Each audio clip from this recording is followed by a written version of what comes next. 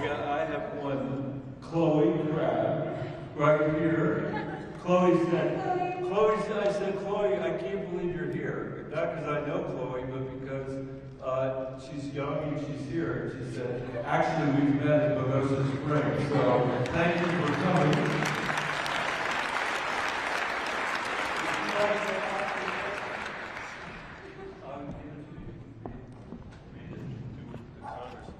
What can I do to fight with you as a 12-year-old?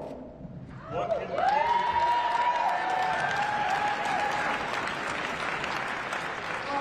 Even though you can't vote, we all know that voting is critical, but it is the least that we can do in a democracy, right? And so I think that the underlying question that we're all going to have tonight is, what do we all do in this moment? And that's why you're here. And it's such an important time that we're here as a community to remind each other that we're not alone in this fight.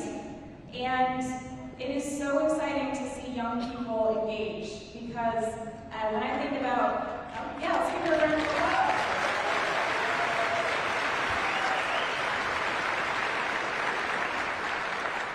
So Chloe, you're way ahead of me. When I was 18, I didn't even vote. I'm sorry to admit this. I was never raised talking about politics. I didn't think that my voice mattered. That was the Gore v. Bush election, and then I later on got to personally apologize to Gore while I introduced him on stage.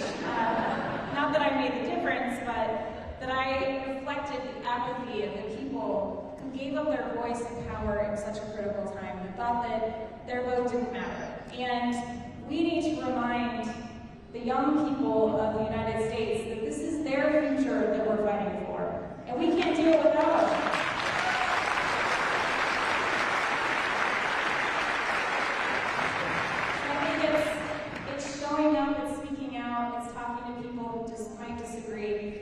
I worked for an organization that helps engage young people in state and local government. And young people hate talking about partisan politics, I think we all do, but they care about issues. And so that's really the key on making sure that we can bring young people to the table. But thank you so much for being here, Chloe. And I would say, Chloe, A, thank you for coming.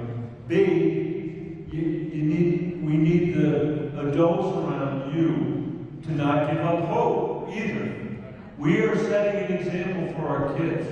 And if they feel like we think it's hopeless, or this is never going to end, or it's the worst thing that we have ever seen, and therefore we can't fight back, we've got to engage our kids in this battle. The country's future depends on Chloe's generation, and it depends on your being here tonight, and the fight that you're doing.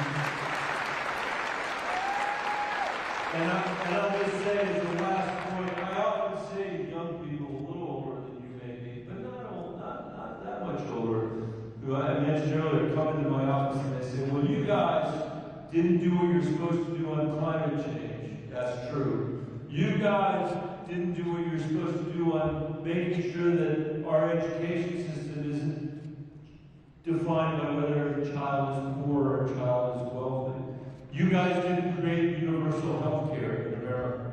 You didn't fix our broken immigration system. If they're really, really sophisticated, believe it or not, sometimes they say, hey, maybe it would be good if you paid the bills every now and then, because we're going to have to pay back this deficit.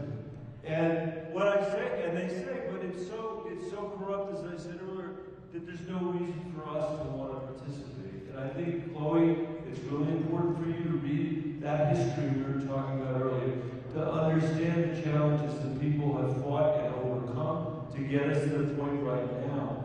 And then I would say, go out and get people to vote and register people to vote in your community, because you don't have to wait until you're